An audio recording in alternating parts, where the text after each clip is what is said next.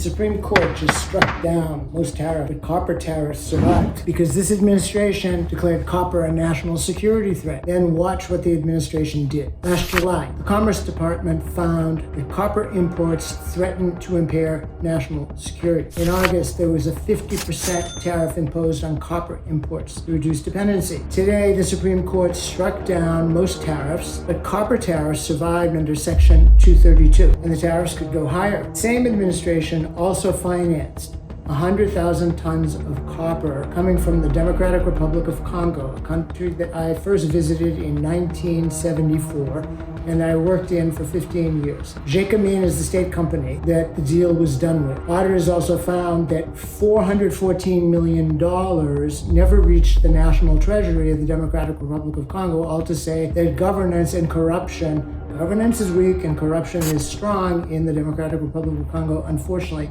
we have stockpiled $12 billion of imported copper because we won't mine copper domestically except in a couple of places. Okay? The government went to court, the EPA went to court the other day to continue to block the biggest reserve of copper in the United States, which is in the state of Alaska.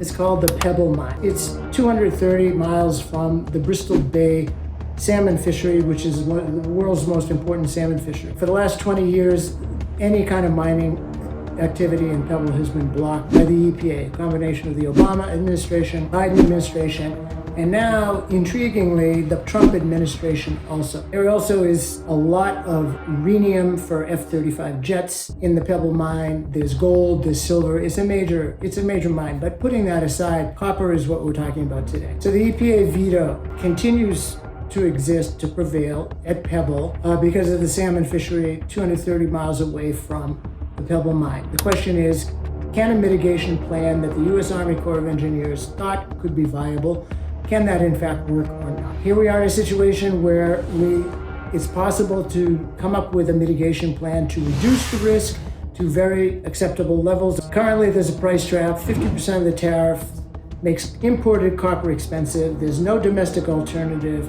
Prices are going up for every American. There doesn't seem to be any exit ramp. The government found the problem, they named it, they taxed it, and then it seems like they're making it worse. I'm Michael Brown, and this is The Unpopular View. Subscribe so you can follow the issue.